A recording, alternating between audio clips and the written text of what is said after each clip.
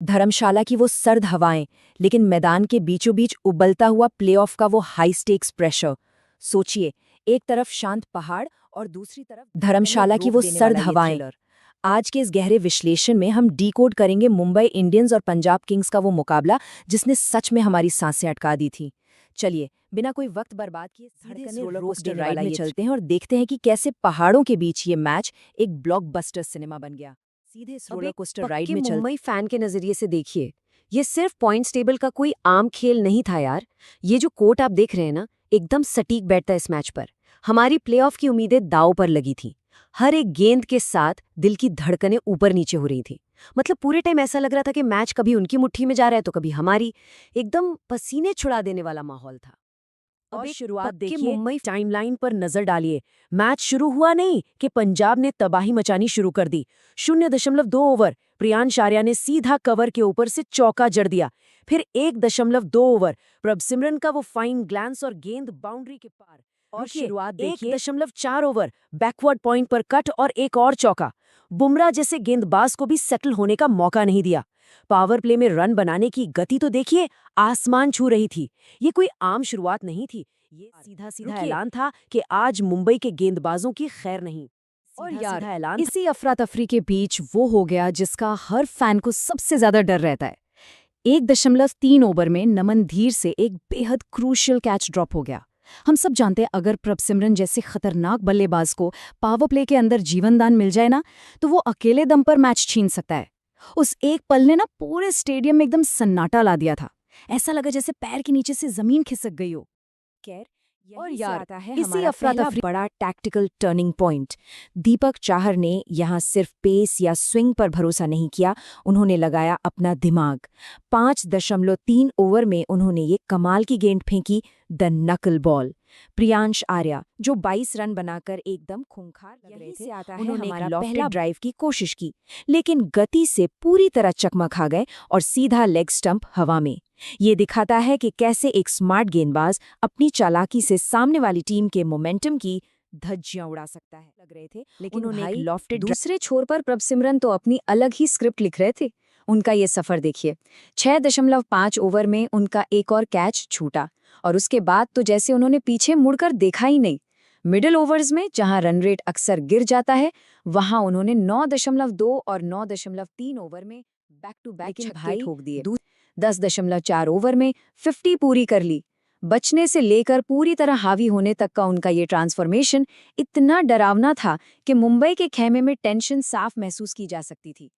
और to back फिर छक्के ठोक जब दिए। बिल्कुल ऐसा लगने लगा कि मैच तो अब गया हाथ से, पंजाब के कंट्रोल में है सब कुछ, तभी मैदान पर एंट्री होती है लॉर्ड शार्दुल ठाकुर की। और ये शार्दुल का कियोस मोड ही तो है जो इस पल को इतना आइकॉनिक बनाता है। जब भी विरोधी टीम हावी होती है ना, शार्दुल आते हैं और खेल को पूरी तरह से पलट कर रख देते हैं। रोहित का ये बॉलिंग चेंज, ये टैक्टिकल दाव एकदम परफेक्ट टाइमिंग पर आया और इसने मुंबई की उम्मीदों में एक नई जान फूंक दी। आइए शार्दुल आते हैं और खेल खेल को को पूरी तरह से को थोड़ा ब्रेक डाउन करते हैं। 11वें ओवर में शार्दुल गेंदबाजी करने आते हैं। पहली ही गेंद प्रभसिमरन उन्हें छक्का जड़ देते हैं, लेकिन शार्दुल बिल्कुल नहीं घबराए। अगली ही गेंद एकदम स्लॉट में प्रभसिमरन एक और बड़े शॉट के लिए गए और सीधा आउट। 57 रन की वो खतरनाक पारी वहीं खत्म।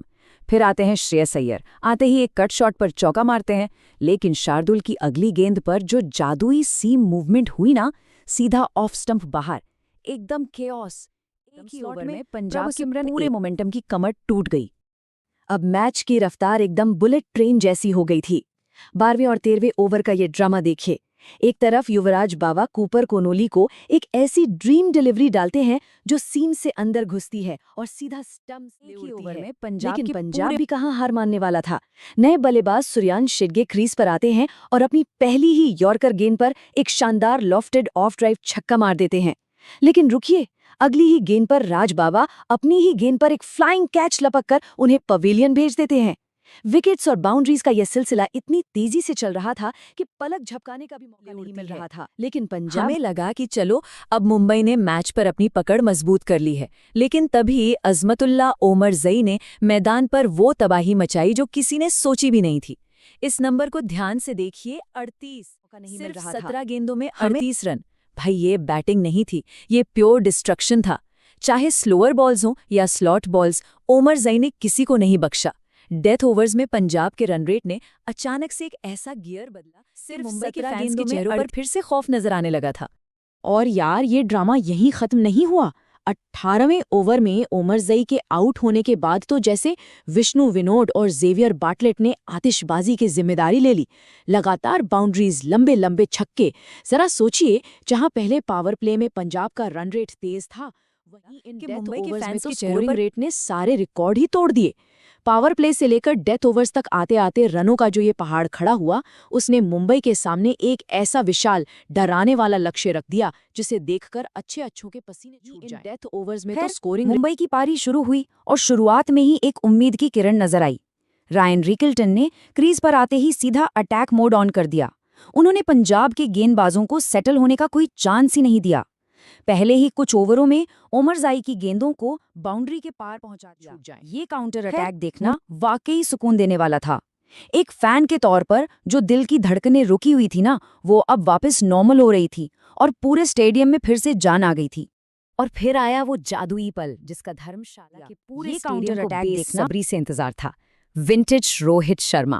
बाटलेट की गेंद पर जब रोहित ने डीप मिड विकेट के ऊपर से वो क्लासिक एफर्टलेस छक्का जड़ाना, तो सच में ये कोट एकदम परफेक्ट लगा। शॉट की आवाज नहीं आती, गेंद बस बाउंड्री पार कर जाती है। वो टाइमिंग, वो एलिगेंस, रोहित के बल्ले से निकली उस एक शॉट ने मुंबई के पूरे खेमे में राहत की बहुत बड़ी लहर दौड़ा दी थी। लेकिन यार, क्रिकेट का खेल कब सीधा चला है? जैसे ही लगने लगा कि मुंबई इस रनचेज में आसानी से आगे बढ़ रही है, ओमर जई ने एक जोरदार झटका दे दिया। रिखेल स्टोन, जो 48 रन बनाकर एकदम सेट और खतरनाक लग रहे थे, एक बड़ा शॉट खेलने के चक्कर में डीप स्क्वायर पर कैच दे बैठे। वो जो एक शानदार मोमेंटम बना हुआ था ना, वो वहीं टूट गया। बहुत बड़ी मैदान में बैठे हजारों मुंबई फैंस की आवाजें अचानक से एकदम खामोश हो गई। सारा का सारा दबाव अब वापस मुंबई पर आ चुका था और मैदान के बीचों बीच सज रहा था इस मैच का सबसे बड़ा, सबसे भयंकर टैक्टिकल मैचअप। रोहित शर्मा मैदान में बैठे युजवेंद्र चहल। जरा विजुअलाइज कीजिए, धर्मशाला के स्टेडियम के पीछे शांत, बर्फ से ढके पहाड़ और ठंडी हवाएं, लेकिन मैदान के अंदर का तापमान एकदम उबल रहा था। पूरा स्टेडियम अपनी सांसें थामे बैठा था। क्या रोहित चहल के स्पिन के जाल को तोड़ पाएंगे या फिर चहल का तजुर्बा भारी पड़ेगा? और वही हुआ जिसका डर था। चहल ने अपना मास्टर स्ट्रोक खेल दिया। 9.3 ओवर बनाम एक तेज लेग ब्रेक डाली। रोहित बैकफुट पर पूरी तरह फंस गए और गेंद सीधा ऑफ स्टंप से जा टकराई। आउट। ये पल मुंबई की सारी उम्मीदों को चकनाचूर करने वाला था। अब अगर आप पंजाब के खिलाड़ियों की बॉडी लैंग्वेज देखते ना, वो पूरी तरह से बदल चुकी थी। उनके कंधे चौड़े हो गए थे, पूरे जोश में आ गए थे और मुंबई का डगआउट एकदम हताश। मैच का पल्ला अब साफ तौर पर पंजाब की तरफ झुक गया था। लेकिन जब चारों तरफ सब कुछ बिखर रहा था, तब मैदान के बीचों बीच एक बिल्कुल अलग ही दृश्य था। जरा इस शब्द को महसूस कीजिए, शांति। एक तरफ लगातार विकेट गिर रहे थे, रिक्वायर्ड रन रेट का पहाड़ बढ़ता जा रहा था, लेकिन दूसरे एंड पर खड़े थे का डगआउट तिलक वर्मा। वो बिल्कुल शांत थे, एकदम स्थिर। बाहर स्टेडियम के उस शोरगुल और अफरा तफरी का उन पर जैसे कोई असर ही नहीं था। और यही वो कॉन्ट्रास्ट था, यही वो संयम था जिस पर एक ऐतिहासिक पारी की नींव रखी जाने वाली थी। तिलक की इस मास्टर क्लास पारी की टाइमलाइन देखिए आप।